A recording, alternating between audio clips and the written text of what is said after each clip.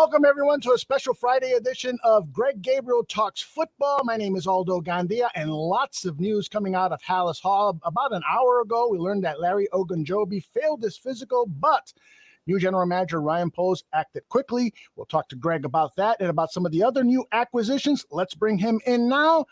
Greg Gabriel, how are you, my friend? I'm wonderful. How are you? Good. You went out to the gym this morning and got your workout in. How you feeling?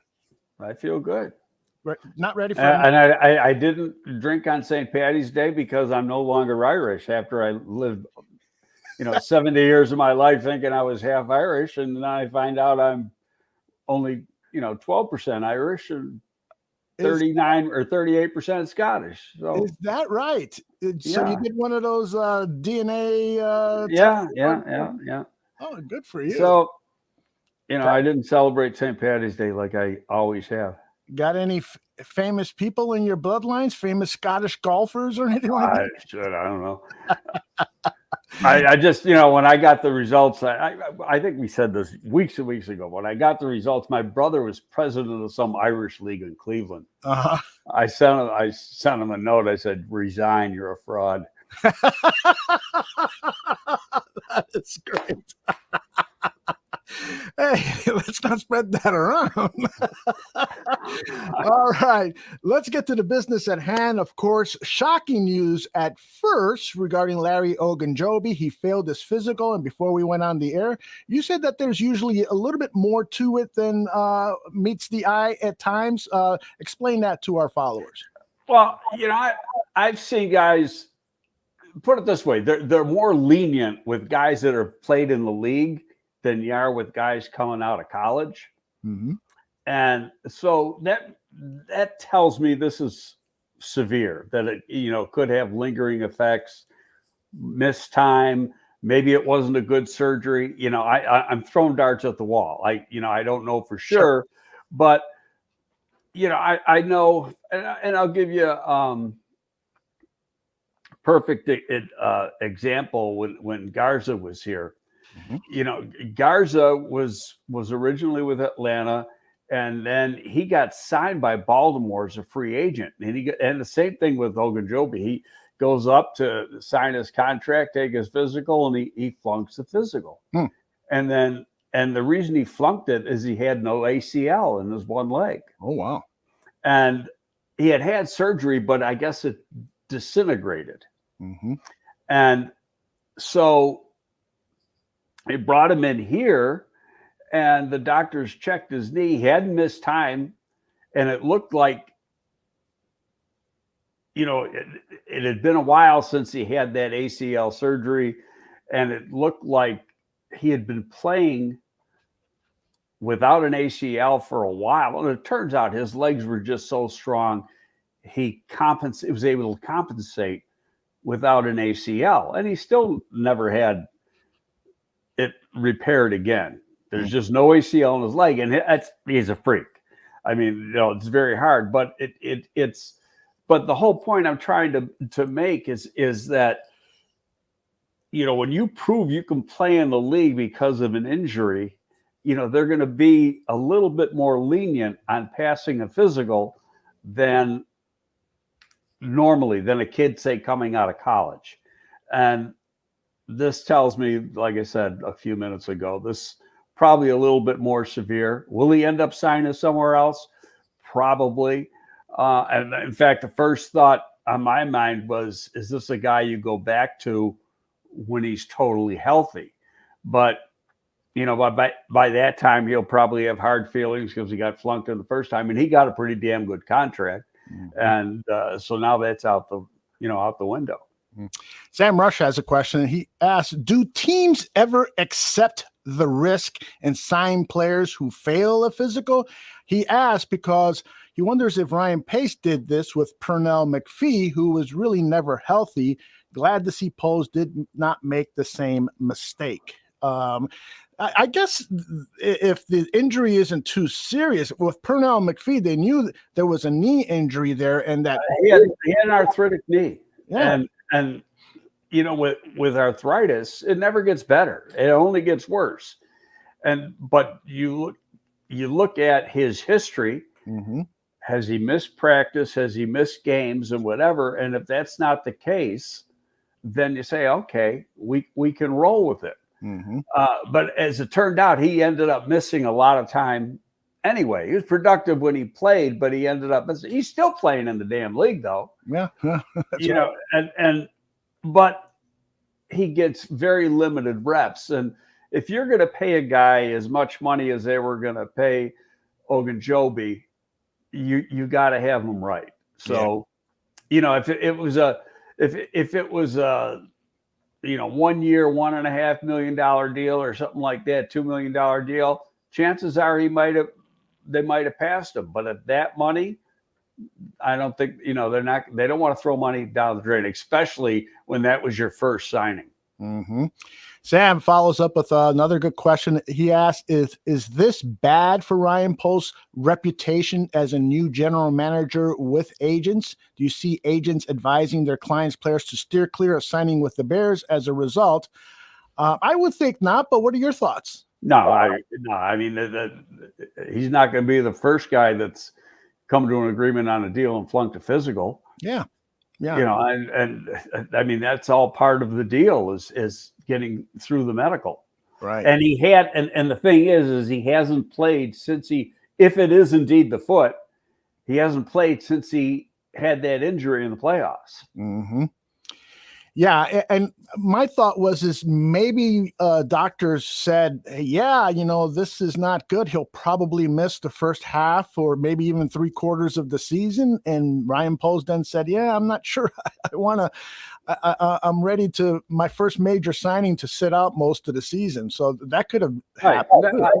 And you know what? They're not going to say. They just said he didn't pass a physical. Mm-hmm. So all the rest is, throwing darts at the wall. We don't know, and they're not going to tell us. Yeah.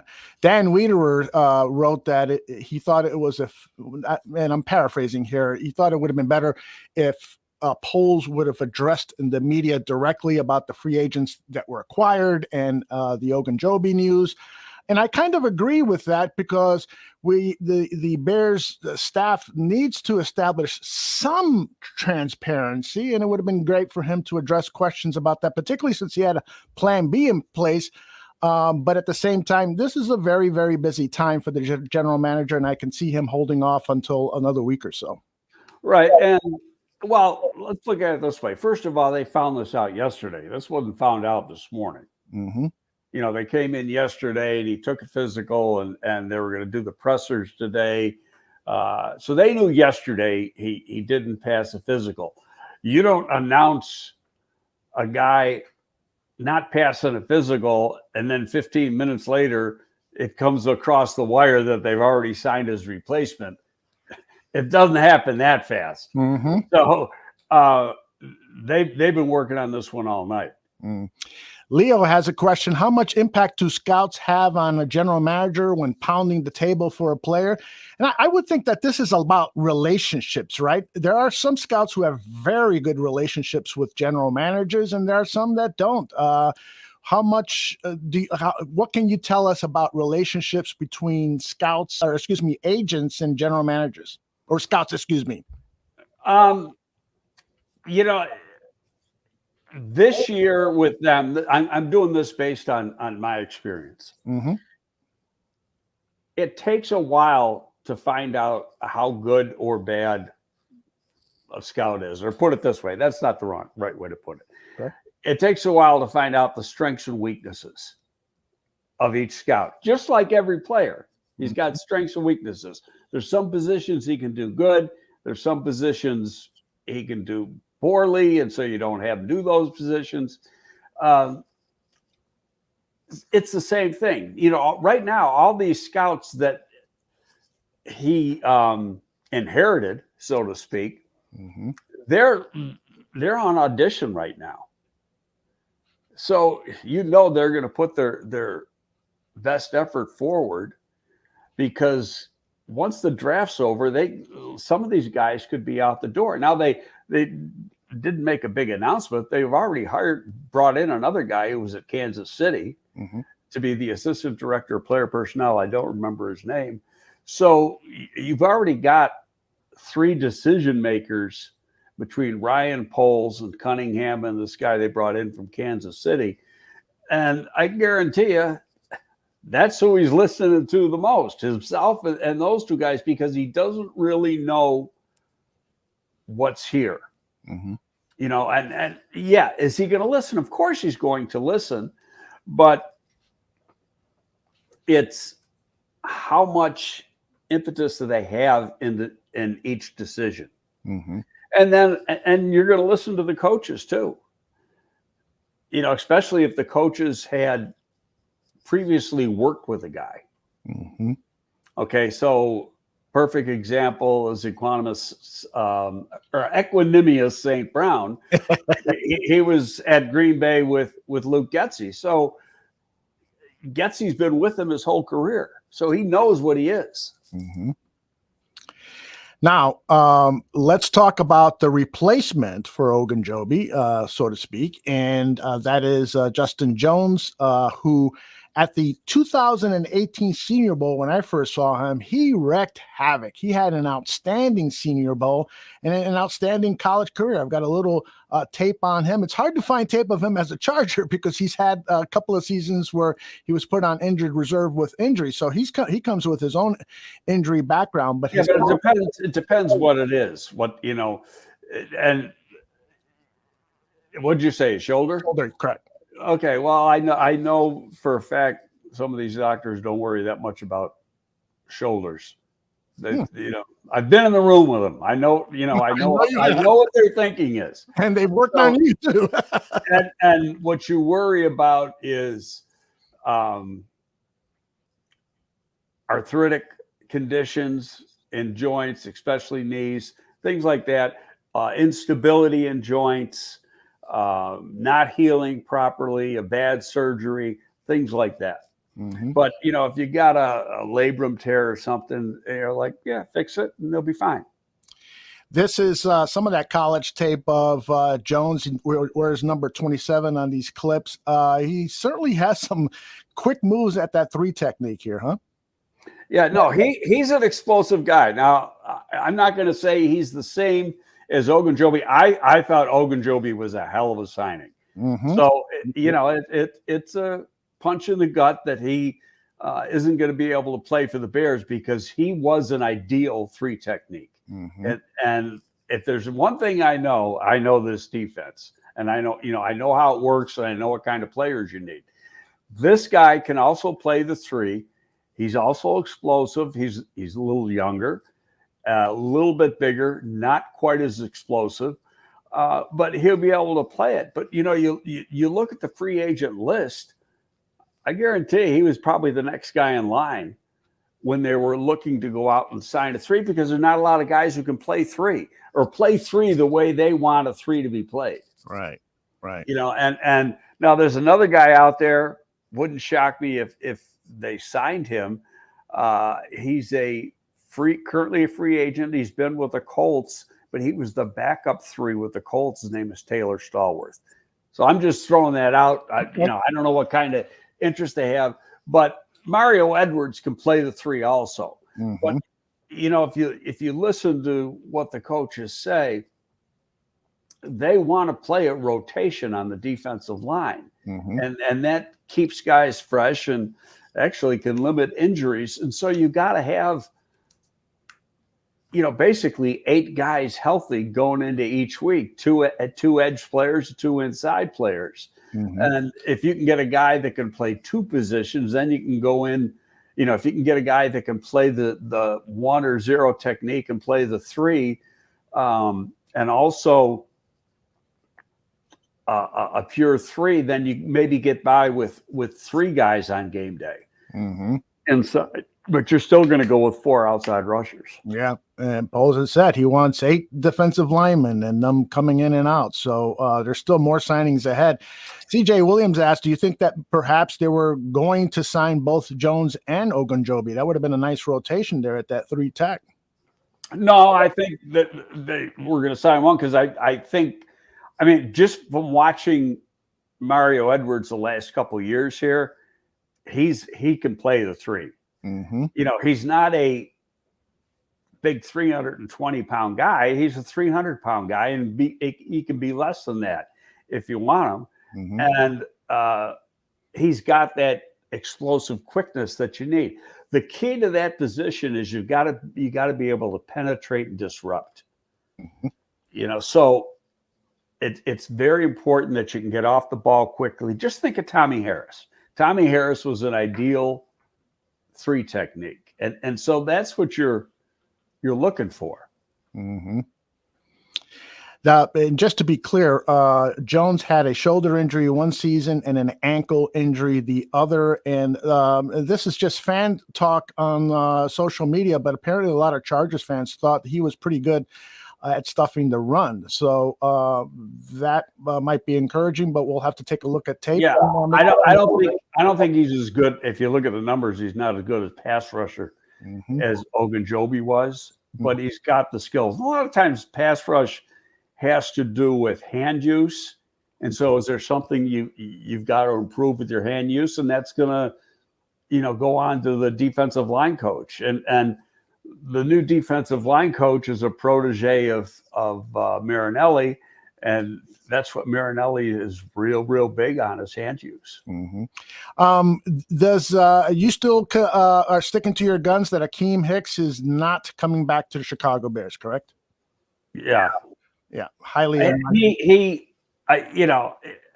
don't think he's a really a good fit in this scheme. He's going to probably want more money than they'd be willing to give, even if he was.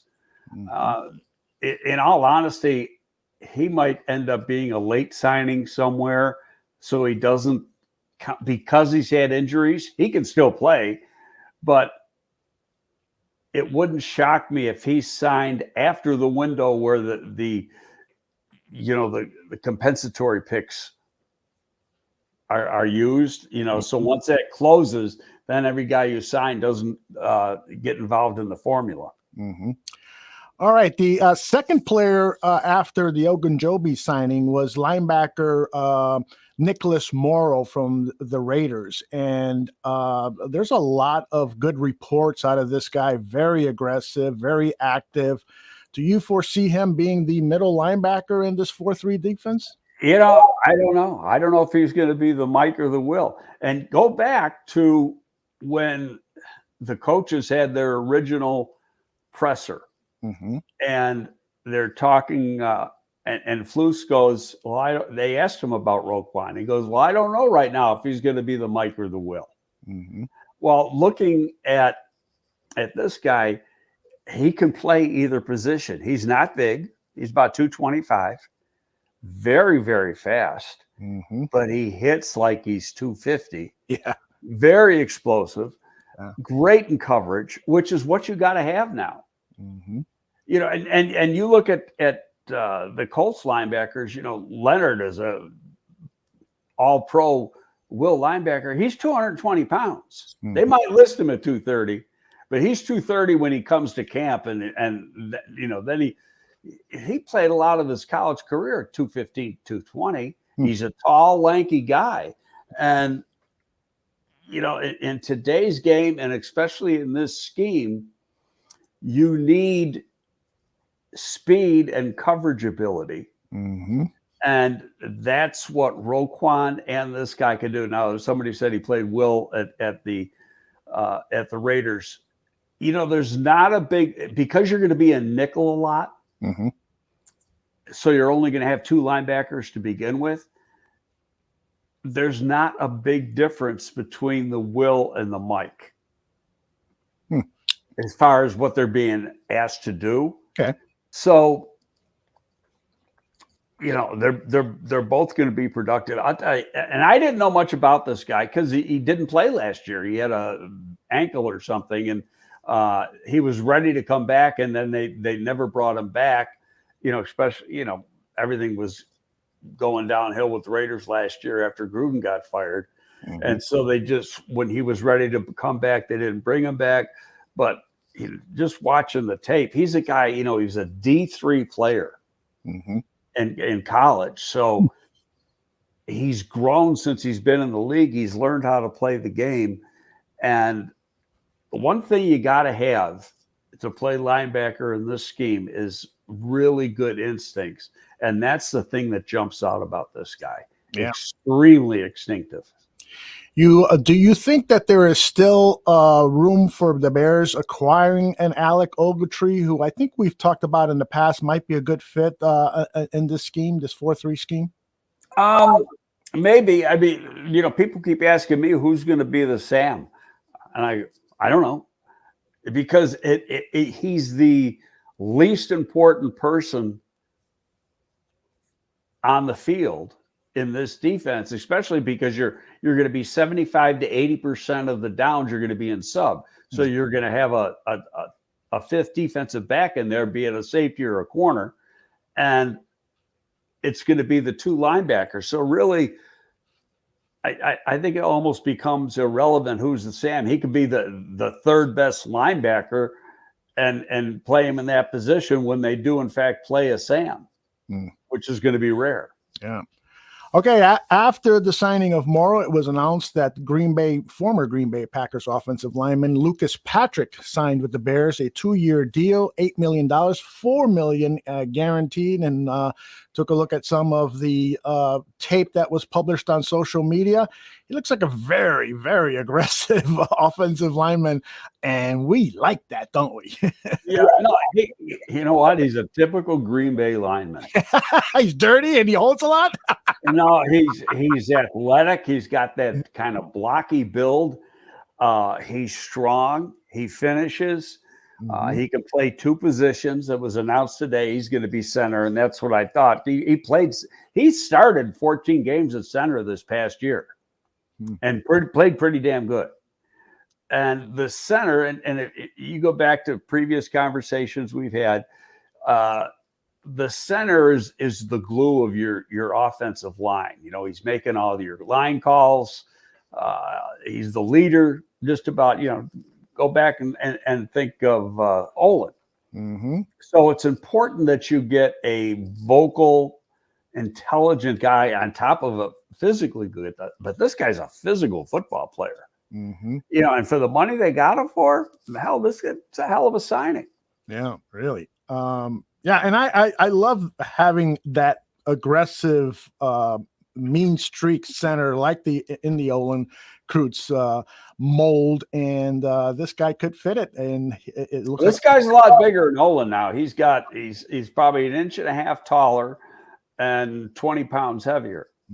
Interesting. And maybe not quite as athletic, but he's nasty. And coming from Duke, he's smart. Yeah, exactly. Is there any value at all when a player comes from another organization that he could share information about? These are some of the schemes that the Packers run. Can this coaching staff lean on Patrick for intel, or is that overblown when people talk about that? Well, Getsy would know more than that's true. That's absolutely true. Of course. Ding. Never mind that question. Let you upside the head, boy. Oh, well, let's move on. Who else did they acquire? Let's see. Equanimeous St. Brown. Now, yesterday you said, I want to talk about this guy, and why don't you find some video from his days at Notre Dame, because that could show his potential as opposed to what he did as a pro, because frankly, what he did as a pro wasn't very impressive. He only had 1 touchdown in his career with the Green Bay Packers. He never caught more than 21 passes. And that was his rookie year. His rookie year. He was, let's face it, Green Bay has a pretty good receiving core. Yeah. And they've remained relatively healthy. So he was, a 4 or 5 in their rotation. I had his name down as a possibility. I had Valdez Scantling ahead of him because of that big playability. But this is a player, I've always been a Notre Dame fan. I've seen every snap this guy has played in college. And let me put it this way. I think as a pro, now part of it could be that he just wasn't better than the guys in front of him. Right. And he's ready to play. He just needs the opportunity. But I've also looked at him as being a little bit of a underachiever, because he's got immense physical talent. He's big. He's 6'5". He's 215 pounds. He'll run in the 4.4s all day. Can jump out of the building. He's got big hands. His dad was a former Mr. Universe. And so all the kids in the family are big weightlifters. They're fitness fanatics, but also, and again, this goes back to when his days at Notre Dame. I think he had a little bit of entitlement to him where he came from. And so thought he's a little better than he is. Left early, probably should have stayed one more year. Even though he had a very productive final year at Notre Dame, he still left a little bit early.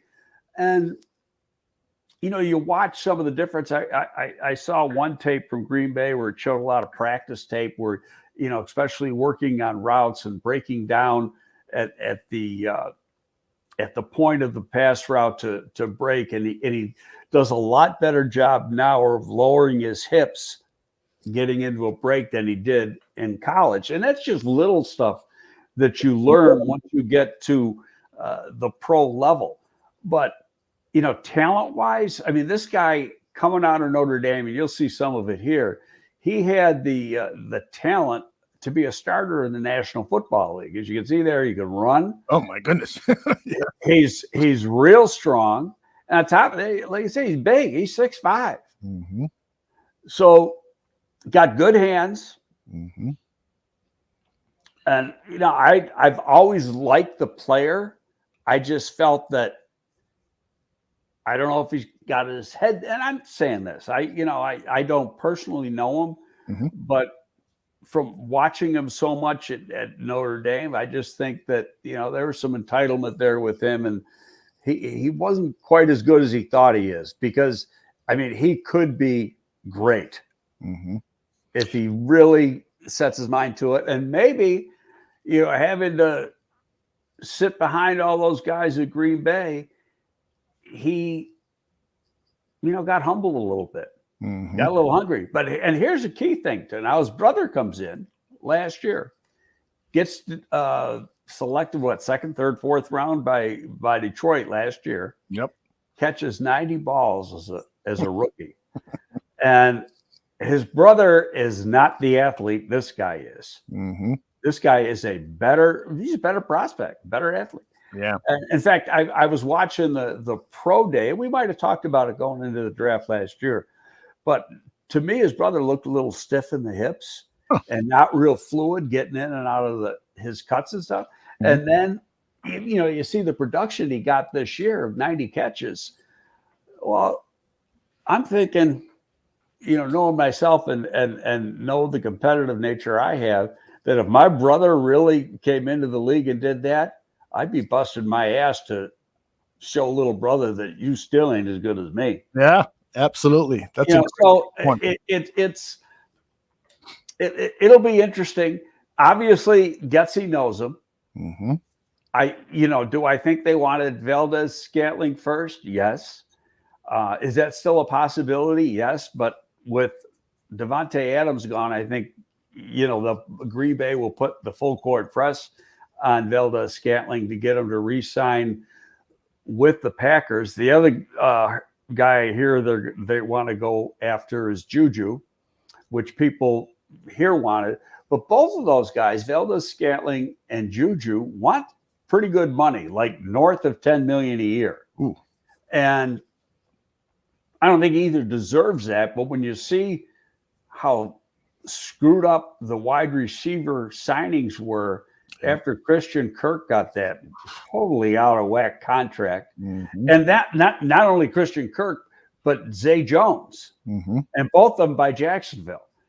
It's like, what the hell did they think? Zay Jones is a 5 any day of the week, and they gave him what, $8 million a year, $7.5 million a year. Crazy. He's a guy, and he can't play special teams. Yeah, That doesn't make sense to me. By the way, years ago, there was a Real Sports feature, Real Sports with Brian Gumbel on HBO, a feature on the St. Brown family. And you mentioned that his father is a weightlifter. And this guy has really worked with his two sons to get them to be premier athletes. Yep. And he's also a bit of a showman. I mean, he changed the family name to St. Brown and gave his kids these extravagant names, for lack of a better way of putting it. That's right. That's Mr. St. Brown. Those are the three sons. And he just worked at really building their confidence and building their physical skills and so forth. You obviously knew this because you spent time scouting the St. Browns, right? Yeah, no, and I'll tell you, the dad looks skinny there. You could probably dig up a picture when he was Mr. Universe and probably filled with juice. Mm-hmm. I'll get sued for that probably. I'll pass that on to you. But he was huge. I mean, he looked like an Arnold Schwarzenegger. Uh-huh. And that's what you got to look like to win Mr. Universe. But yeah, these kids, there's no problem with their work ethic. Yeah. It's with Equanimeous, there's something missing, and maybe it's not missing. Like I said, maybe he just wasn't good enough to beat out the guys in front of him at Green Bay, and the guys in front of him at Green Bay were all pretty damn good. Yeah. Indeed. I think I have a picture of, man, you talk about juice. Holy cow. For some reason, I'm not being allowed to transfer it, but I'll try to get it up later. But yeah, this guy's got muscles on top of muscles. And yeah, I mean, he looks like a guy that's going to win Mr. Universe. Indeed. Okay. Byron Pringle, the wide receiver who was with the Kansas City Chiefs, he was one of my favorite targets on this list. Tell us why you like him. I think it's a guy who's just starting to come into his own. Mm-hmm. Played at a terrible program at Kansas. Took him some time to, learn an NFL route tree and stuff. But the last 2 years he's come on, and especially last year, he was their number 2 receiver by the end of the year. Yeah. And this guy, he's got good size. He's over 6 feet. He's over 200 pounds, and he can run. I mean, you watch the highlight. I don't know if you dug up any highlights, but this guy, after the catch, he's very good. He can get deep. He catch the ball in traffic. He's got good run after. There's nothing that you don't like about him. And, while he was earning his way to the top, he was a really good special teams player. Mm-hmm. Yeah, I've got some clips of him here, and like you said, you talk about speed. This guy has it. Here he is, the tail end of catching a touchdown, but there's more clips coming up. And he's got a very confident. Well, most wide receivers too, right? Here he is. Accepting contact from the Philadelphia Eagles safety. Here he is in the red zone. Off a play action pass. Of course, we hope that Justin Fields can get that kind of protection. Well, I'll tell you, no question about that, Rob. If you can go back to the beginning, sure. He's originally doing like a corner route, mm-hmm. but the quarterback gets, he has to go and work his way out, from pressure, and he comes back to the middle, right, or towards the inside from his original route. You see him at the top here, and then it's going to break off. But see, he's there, and now he comes back to work himself open, and that's what we call a sight adjustment, and being aware what's going on the field. Yeah, here it is one more time. He's at the top of the screen. He'll go to the corner of the end zone and then make the adjustment as Mahomes scrambles to try to buy some time. Yeah, Mahomes is trying to keep the play alive. Mm-hmm. See, he's covered there. Yeah. And then he takes it and he comes back, and now he works his way open. Mm-hmm. Yeah, I like this signing. This could be big. Yeah, this one excited me. I had a group of guys that I knew they weren't going to spend the big bucks. Mm-hmm. Going into this process, I didn't think Juju and Valdez Scantling were going to be asking for as much money, and they still hadn't been signed, so they might they might not get it. Mm-hmm. The wide receiver market has been very, very, very slow. But Pringle was really like my number 2 guy. Well, it's good to have him on board. By the way, I understand that the Chicago Bears are holding press conferences today with the new signees. We'll make sure on this weekend to share some of that with our audience and discuss it with some of the members of the Barfly Tailgate Show and other members of the Barroom Network. What are your impressions about the losses of players from the Chicago Bears? We're talking about Eddie Goldman, Khalil Mack, Bilal Nichols, Allen Robinson. These guys are all big names. Bilal Nichols not as much as the other ones I've mentioned, but there is a complete house cleaning going on here at Chicago's Hallis Hall. And the polls plan appears to be just a blow up the entire roster. Well, obviously, he didn't like it that much. Yeah. And on top of that, and it's even more than like and dislike, it's finding guys that are fits. Mm-hmm. Okay.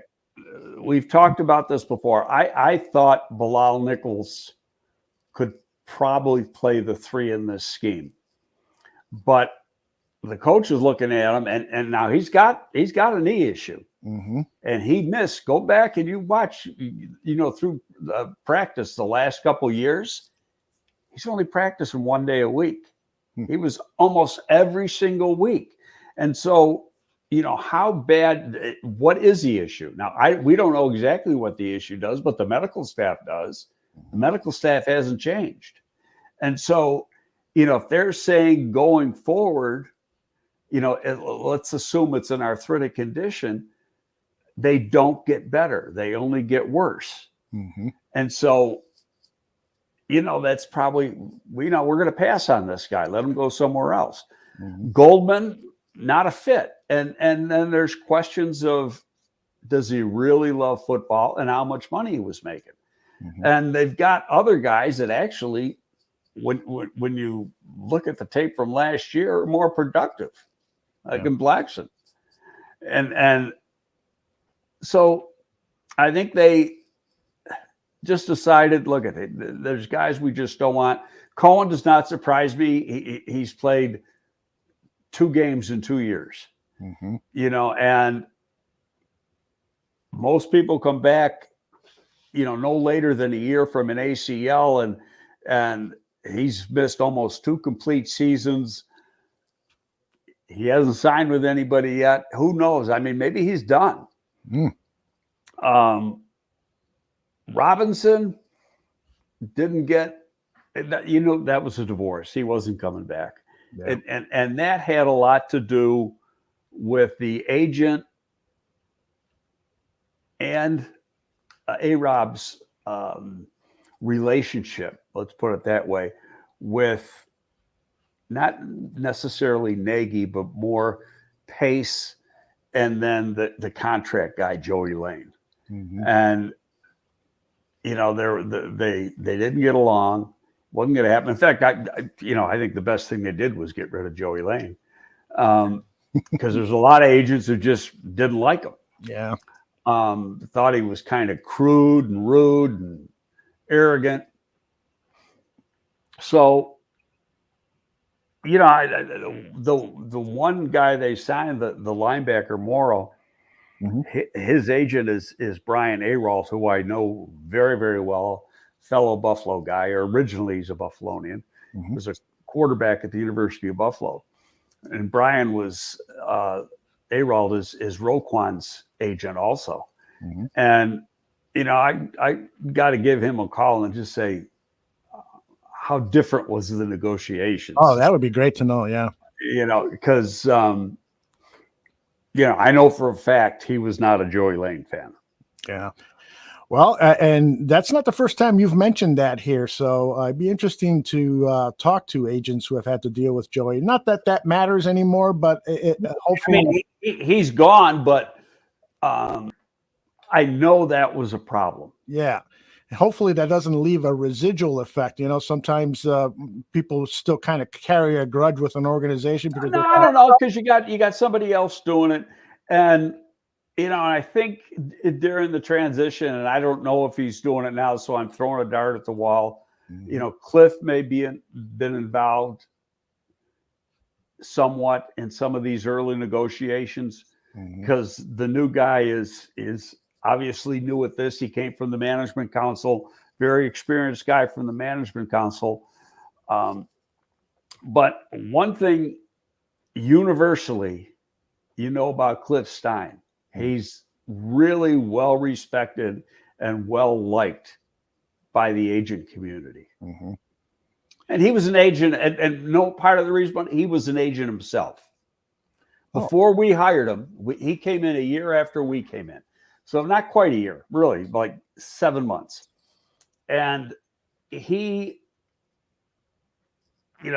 always handled himself. He's an attorney, always handled himself in a very professional way.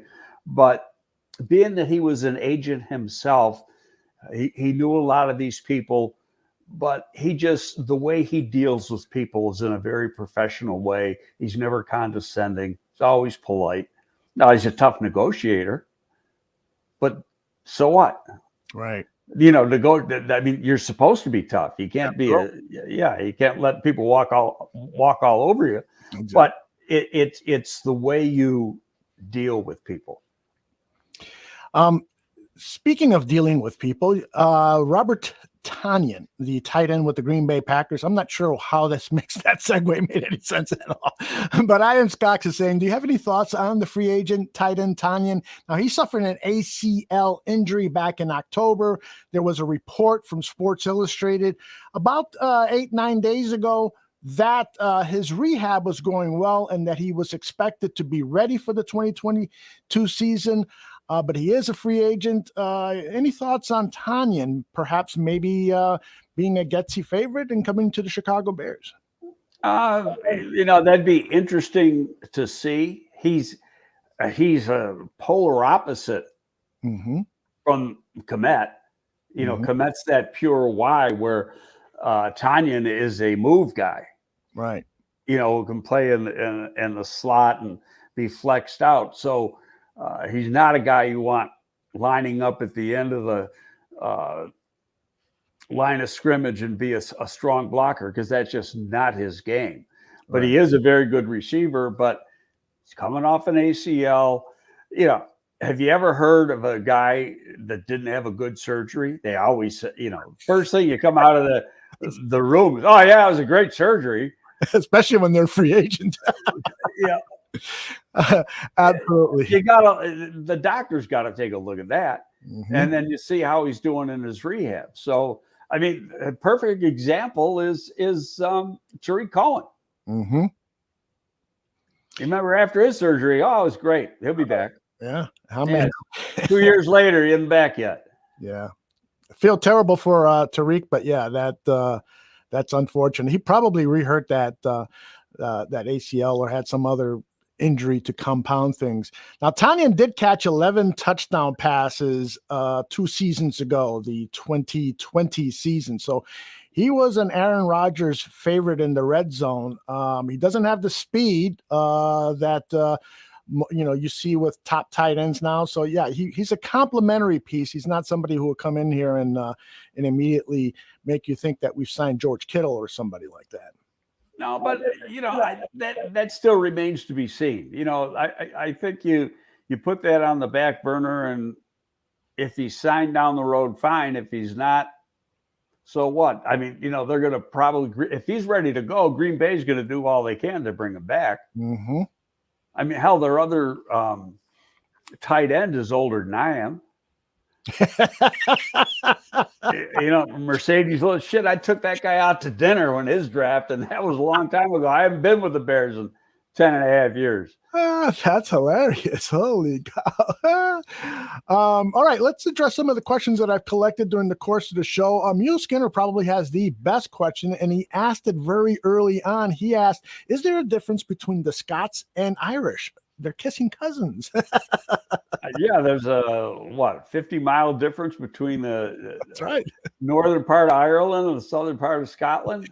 Just a little strait in there. That's not funny. I think they're very similar, but You know, I when I found this out, I just said, yeah, well, either way, I'm a drunk, I guess. You know? That's right. A drunk who loves golf. You know, either like Irish whiskey or Scott. I love it. I love it. CJ Williams wanted to know about Landon Collins, the Honey Badger. Any thoughts on, maybe one of those guys pairing with Eddie Jackson? Well, if you look at what's been done, I mean, these guys are good football players, and I haven't studied Landon Collins in the last couple of years, so how much gas is left in the tank, I don't know. Mm-hmm. Honey Badger's a pretty darn good player. Not very big as safeties go, but, he directs traffic, and he's very smart. But they're going to cost a lot of money. Mm-hmm. And what have you seen from these guys? Mm-hmm. They don't want to spend money. I think right now, and it's not that they're being cheap, they got a plan. Yeah. And the plan is really, and fans probably don't want to hear this, but it's pretty obvious to me, is lay the foundation this year. Mm-hmm. And they're trying, the guys they're going out to get are hungry guys. Mm-hmm. Guys that want the opportunity. Go back, a perfect example, when Akeem Hicks was signed. Mm-hmm. He didn't get a big deal. He got $3 million. That's right. Okay. And he was a rotational defensive tackle. He actually got run out of New Orleans because Sean Payton thought he was lazy, mm-hmm. and then goes to New England and gets a little better, but still wasn't a full-time starter. He was more of a rotational player, and, comes here and becomes one of the best defensive tackles in football. Mm-hmm. So this is, I think, how you can equate some of these signings, and that they're, and going back to Hicks, part of it's maturity. Mm-hmm. You get a little older, you like that money that you're making, and you find out what you have to do to be a pro. And, maybe a guy like St. Brown, that's going to happen to him. Mm-hmm. It's the light's going to come on, and you go, well, in order to make some money, I got to do this. And I'll tell you, the money's there. Look at what Jamal Adams got yesterday. Yeah. $28 million a year. That's ridiculous. Wow. Yeah. I mean, just a huge contract. Christian Kirk, that was ridiculous, that contract. But he's getting 18 plus a year. He's getting franchise tag money. Mm-hmm. And I think he's just a guy. Mm-hmm. I'll tell you the guy I wouldn't mind having. Okay. But he's going to cost money, and he's got a little pain in the ass to him. Mm-hmm. Is Beasley, who Buffalo just cut yesterday. Yeah. Oh, my God. To me, best slot in the game. Huh. Well, and the Bears said that they have studied what second-year quarterbacks need the most, and that is a dependable receiver that you can get the ball to during stressful situations, 3rd and 9 and stuff like that. He's a move the change guy. Now, he can run. Yeah. But he's a slot. He's only 5'7". Mm-hmm. But he's a strong 5'7". Yeah. And he catches everything. He gets in and out of cuts very, very quickly. Mm-hmm. He's impossible, as far as I'm concerned, to cover one-on-one. 82 catches each of the last 2 years. Now, he got dinged up, missed part of the last game. He was trying to get 1,000 yards reception, and that last game got dinged up. This was in the 20 season, and last year he also missed a couple games, but he still caught 82 balls each time. Mm-hmm. And he was really the go-to guy for the Bills quarterback, Josh Allen. Mm-hmm. And they needed a play. They needed a first down. They threw the ball to Beasley. But, Beasley's going to cost some money. And I don't want to say he's got a hole to him, but he's a little different. He's got a hole to him. No, he's a little political. Yes, he is.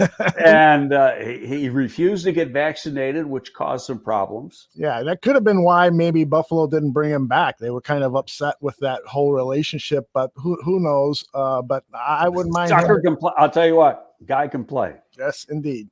That's and he's a winner.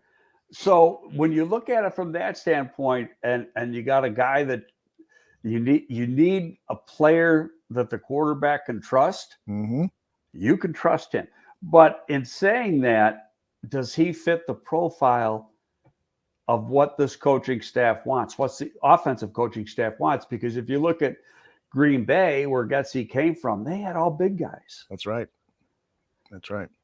Yeah. So, and the two guys they signed were big guys. Yeah. Now, I still think, people think they're going to take a receiver in the second round. Mm-hmm. Now, it remains to be seen. I still think they signed one more vet. And maybe and it's a deep receiver class, and then you take a receiver down the road that's a little bit more developmental, but has some strong traits. Mm-hmm. But I just, and the third round, maybe. I'm just thinking right now, based on signings so far, and there will be more. There might be 5 more for all we know. But I haven't seen them sign a corner. And corners, and you got to pay some money. There's one corner that I would have liked that they showed some interest in. He didn't get a ton of money, got $4 million a year for 2 years from Pittsburgh, and that was Levi Wallace, played with Buffalo last year. It was an undrafted free agent who, once he got on the field, wasn't coming off. Yeah, I was and played very, very sound. That was a guy, but does the strength of his game play into exactly what Eberflus wants to do on defense? Mm-hmm. And I was talking to Ballard the other night, and was he MFing the contract some of these guys have got? And the wide receivers. Yeah. But he said, basically this scheme is similar to the scheme that Lovey played, but it's a lot more in depth. He said Flus does a lot more than Lovey ever thought about doing. It's a lot more complex than even though the base scheme is the same, the complexities of this defense are a lot more than what we had when Lovey was here. Mm-hmm. By the way, I wanted to show you that photograph of John Brown, Equanimeous' dad. This is how you look like after you get out of the gym, right? Yeah, right. Look at that. That is juice on top of juice on top of juice. Yeah, and then look at the pictures of him that you had earlier working with his kids. Exactly. He's probably 100 pounds lighter. Definitely. All right, let's tackle some more of the questions collected here. Let's see. Who this is probably because of a battle going on in the chat room, but who's worse, the Jets or the Detroit Lions? We got Don Burr, nicknamed Don Bear, in the chat room. He's the ardent Lions fan, always representing his team, but those are two of the worst teams in the National Football League. The Lions were real big on getting A-Rob, and then they signed who the hell they got Chark. Mm-hmm. That was a surprise. I thought Chark was looking for some money. He gets a 1 year, $10 million isn't cheap, but he only gets a 1 year deal. Mm-hmm. But I wasn't as high as a lot of other people were. Chark and Kirk, I was not as high on as a lot of the other guys. I just thought there was something missing. And when I was talking to Ballard the other night, he goes, we played Arizona in the last game of the year, and he goes, we sure as hell didn't think we had to stop Kirk to win that game. Mm-hmm. Or it wasn't the last game of the year, it was near the last game, it was the day after Christmas or something. He goes, so he just like, there's no way. In fact, we brought up Beasley in that conversation, and we both said Kirk ain't 1/10 as good as Beasley as a slot receiver. Yeah, wow.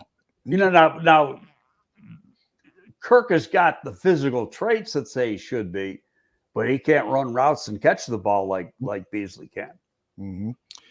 All right, more questions. Teron Armstead is clearly the best left tackle out there. He's still out there in the market, which is a bit surprising. Do you think it has anything to do with his injury issues from a year or two ago? No, he's waiting to see what happens with Deshaun Watson. Oh, okay. And if Deshaun Watson signs with the Saints, they'll be able to work out a deal. What they'll do is they'll restructure Deshaun Watson's deal so they can open up a ton of, instead of getting like the $36 million you're supposed to do, they'll turn most of that into bonus, and then they'll have cap space to be able to sign Armstead. But the one thing, Armstead's going to cost $20 million, or pretty damn close to it. And he is one of the best left tackles in the league and extremely athletic. He has missed a couple games just about every year. Nothing real serious, but he does get nicked up. But watch his play. God damn, when he plays, he is really, really good. But still, I just don't get the feeling this group wants to spend that kind of money on one particular player. Now, could they? Yeah. I mean, because he's a difference maker. Right. We'll have to see. And now it sounds like nothing's going to happen as far as Deshaun Watson. I watch it'll, as soon as we end the show, he'll pick his team. Of course. But they've pushed things off, just showing that Atlanta pushed off the roster bonus for Matt Ryan till Tuesday. It was supposed to be today. That means that things are still going. And somebody said Saints are 60 million. No, they're under the cap right now. They have to be under the cap. Yeah.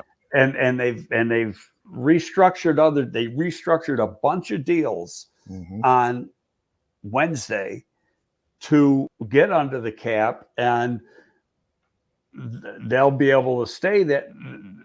They'll be right at the limit with Watson, but then if you convert salary to signing bonus, then you'll have money to give Armstead. Yeah. We got a lot of really good questions regarding draft prospects, but here's what I'd like to do with that. I'd like to pose those to Greg as in the month of April, once he's had a chance to look at more tape and stuff. Greg, for many years, wrote the draft Bible for Pro Football Weekly. I have every issue stacked up over there in the corner. And I know that because Greg is not writing that draft Bible, he's enjoying life a little bit more. So not watching as much. Let me tell you something, that's a lot of work. Yeah, I bet it is. For about 4 months, that is a ton of work. Yeah, and to do it with the publication deadline that you had, that was like, wow. No, well, the one bad thing that I kept complaining about was we had to have it done before the combine. Exactly. Because they wanted it on the newsstands the first week in March. Yeah. And then I kept complaining about it. I said, yeah, but I mean, you don't even have verified measurables. So you have nothing from the combine. So then we decided that one year, that was 2017, we did an update where we had some of the verified things, and I was able to change reports. And I was always doing, changing reports online, so you could get it online. That was cool. Yes. But you weren't able to get it in the hard copy. And I don't like being semi-wrong with anything. So, things change once you get all the information. No draft board in the National Football League is in cement until a few days before the draft. Yep. Okay, so if I'm writing this book in January and February, how the hell am I going to be totally accurate? Because I don't have all the information. Exactly. And, one of the things I'm sure that you did during the combine and immediately afterwards is you collected information from people in the industry, people that you relied on about how player interviews went and so forth. And that all accounts as the part of the scouting process. But nonetheless, I am collecting the names that have been posed, and so I will share those with Greg in the next week or two. He'll do a little homework on some of these guys, and then we'll do a really detailed evaluation of some of the big names that you guys have offered up here. So I want to get to Mr. Inglewood's question. How did the Packers get more for Davante Adams than the Bears got for Khalil Mack when they come out in the very same draft and have very similar accomplishments? Well, one was it was just a franchise tag. Mm-hmm. And so now you took that franchise, and Green Bay hadn't converted. They gave him a new contract. They gave him a whole new contract. Okay.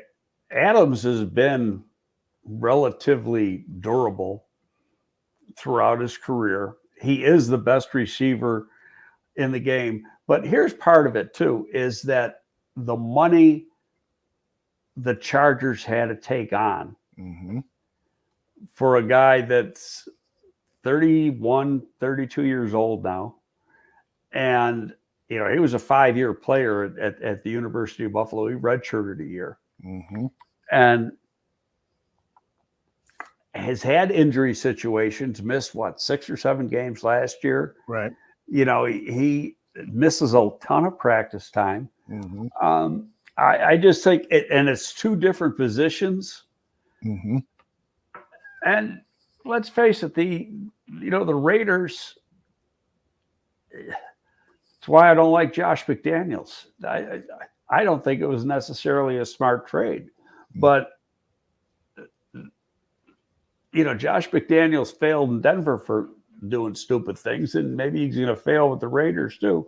But they got an owner who wants to win, and he's going to let him do whatever the hell he wants. And Adams has got a relationship going back to college with Carr. That was his college quarterback at Fresno. Right, exactly. That's huge. Listening to what's his name? Jerry Jones, who played with Rodgers and is good friends with Davante Adams. He was on the NFL Network yesterday, and he said he was in contact with Adams, and Adams was really upset about the franchise tag. Plus, he really wanted to play with Derek Carr. He really wanted to go out west. And then there's another report, allegedly, and this was confirmed by agents, according to one reporter, that the Packers offered more than the Raiders, which is for me really hard to believe. But there is that report out there. But I don't believe that. Yeah, I don't believe it either. I think this is that's like too little, too late trying to make. But how about this? Adams built a house right next door to Carr. Exactly.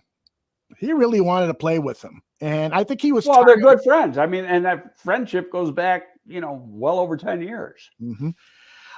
Yeah, and I think he was tired of the Aaron Rodgers drama.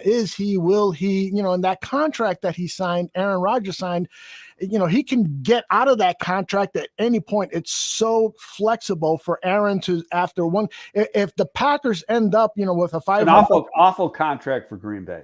Awful.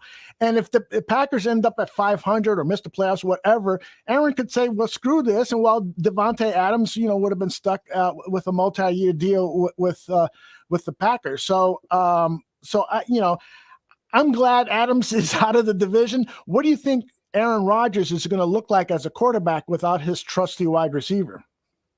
Well, Aaron Rodgers is Aaron Rodgers. But still, when you take that big player away from him, that's going to change his game a little bit too.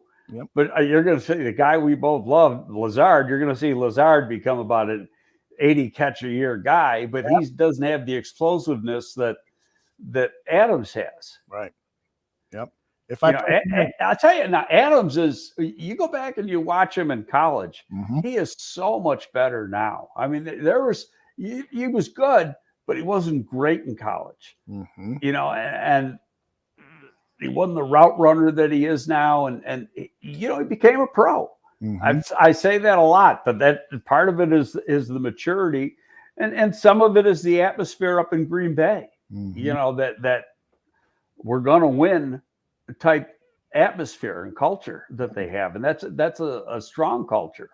Yeah, very strong. But I think, you know, with the Rodgers thing, I think reality is he's really hurting the franchise more than he's helping them. I am. And so somebody go after Chris Olave. Everybody loves Chris Olave right now. Who knows if they're going to go after Chris Olave? They got to take a receiver, and maybe they got to take two. But because it's the assumption is Valdes-Scantling is going to end up going back there. But if he wants 10 plus million, they know what his real worth is. Are they going to give him 10 plus million? Mm-hmm. Well, I'll tell you one thing that concerns me about the Green Bay Packers is they have 5 picks in the first 96 picks of this draft, 2 in the first round, 2 in the second, and 1 in the third. And so, yeah, they'll probably go after, maybe as part of that agreement with Aaron Rodgers is that they promised him, hey, we've got all these draft picks coming up. You're going to get your young wide receiver to work with and hopefully establish a quick relationship. But the one thing about Aaron Rodgers is that it takes him a while to build a rapport with wide receivers. If you look at the stats for Jordy Nelson and Devontae Adams and so forth, they were, 40, 50 reception, which isn't bad. They would get 40 to 50 catches a year for their first couple of years. And then it was after that all of a sudden they put up monstrous numbers. So, well, if you look back, Jordy Nelson's a good example. Jordy became the number 1 and Adams was the number 2. Mm-hmm. And then, age kind of hit Jordy Nelson, and Adams at that point of his career just took off. Mm-hmm. And Green Bay's probably thinking the same thing's going to happen with Lazard. Lazard doesn't have the physical attributes that Adams has as far as speed and stuff, but Valdes-Scantling has got his physical traits are rare, but does he have everything else to take that next step? That's why I personally wouldn't want to give him 10 plus million, because there's still too many unanswered questions. You could have a bust with some of that. And I want the guy, but I want him at the right price. Mm-hmm. It's like if I was negotiating a contract and the agent for Kirk said to me, well, it's going to cost you 18 million, I'd say, see ya. See you later. Yeah, I can get 3 players for that. Yep. Got another question regarding offensive lineman Lael Collins, who was released by the Dallas Cowboys. Probably like to see the right tackle, right guard be a member of the Chicago Bears? Well, he's a right tackle. Probably, and he's probably in Cincinnati right now, and I guarantee he ain't leaving. Oh, they set that visit up yesterday. He was flying there this morning. They have a huge need. They'll probably do whatever they have to do to get that one done. Mm-hmm. Jimmy K says, and this is, of course, too early to answer. We don't really have a roster in cement yet or anywhere near cement, but Jimmy was just interested. Do you think the Bears have a legit chance to make the playoffs? Well, the roster's only half full right now. I agree with you, Aldo. We're not going to know that. Yeah. I mean, could they be a surprise like they were in Nagy's first year? Mm-hmm. Part of that was luck and the defense came together, but you're going to have a lot of new parts with this team, and they got to become a team, and that doesn't happen just like that. Yeah. These guys got to learn to work together. The offensive line isn't done yet. I still think they're going to sign one more veteran offensive lineman. I think they may sign one more veteran wide receiver. I'm not sure if they'll sign a corner, because the best corners are already gone and they got a ton of money. Are they just going to sign a guy to get a guy? And perfect example, Burns got like $2.5 million from Seattle yesterday or the day before. Mm-hmm. Is he a $2.5 million player? No, he's the Bears were paying him the right figure last year, and on a 1-year contract. So, I think I keep going back and I say it, but to me, those 2 second-round picks right now, if things don't change, are going to be a corner and an offensive lineman. And I don't know what order. That's just what I think they'll be. And then and especially if they sign a third veteran receiver. And yeah, I know how strong the wide receiver draft is, but because it's strong, you're going to get one later. Look where they got Mooney. Yeah, that's right. There's Lazard was a free agent. Yeah. Oh man, it still hurts that Lazard is staying with the Green Bay, but nonetheless, when they put a second-round tag on it, I knew it was over. That's definitely, you tweeted that out right away. Bradley Bozeman is getting a lot of love in the chat room. The center from Alabama, who did he play with last year? Baltimore. What are your thoughts on Bradley? I heard that he's not a fit, but they already signed the center. So you're sticking to that. There's absolutely no way the Bears might be attracted to another center and then move Patrick to the right guard position. No, they signed. In fact, he said it today. I'm here to play center. That's right. You're absolutely right. Man, my memory is shot today. And you're younger than me. Yes. Only in numbers. You are much younger in health. But you look at the tape. Last year, he played strictly center. I think he started 14 games at center. Pretty damn good play. Yeah, he did. I think he gave up 1 sack. Yep. Well, that is our show for today. You got any final thoughts you want to share with your friends and followers? Anything happened in the hour and 15 minutes we were going? No, they're holding press conferences now, I believe, but nothing noteworthy to comment on. So I will start getting you names to see if you can take a look at and collect some information. And in the upcoming shows, we'll talk about some of these draft prospects. And we'll continue to follow what's going on at Hallis Hall. The Poles plan is clearly, he's sticking to it. He's a very patient general manager. And for that, I give him a lot of credit. I've been using the analogy, Greg, that this is like when you're doing remodeling at home and everything now is a mess and you got to be really patient, but there's dust everywhere. You can't find your shoes. You can't do this and so forth. And that's what is But you have your blueprint. Exactly. You got perfectly said. You got your blueprint and you're sticking to it. You got to be patient and hopefully this thing will work out for the Bears. Yeah. And I get what a lot of the fans want. They want an instant turnaround. And you could maybe do that by signing some big ticket guys. But in order to do that, you end up being in the same situation you are because some of those guys aren't going to work out. And you're going to get into cap trouble down the road. And so, and I think, like the Mac thing, Mac obviously can still play and be a dominant player, but he had great trade value. And so, and on top of that, Travis Gibson's came on. And Travis Gibson's what, 24 years old? Okay, so, and you got a guy 24 years old on a rookie contract who in part-time play put up 7 sacks last year. Or is it 8, something like that. And so, I think that's part of it. You look at it and say, okay, let's get rid of the most expensive item we got and take it. Because here's how they're thinking. Next year, they got like $60 million in dead money or something this year when it's going to be all said and done. Some of that, the space for Tariq Cohen and Trevathan does not come into play until June 2nd.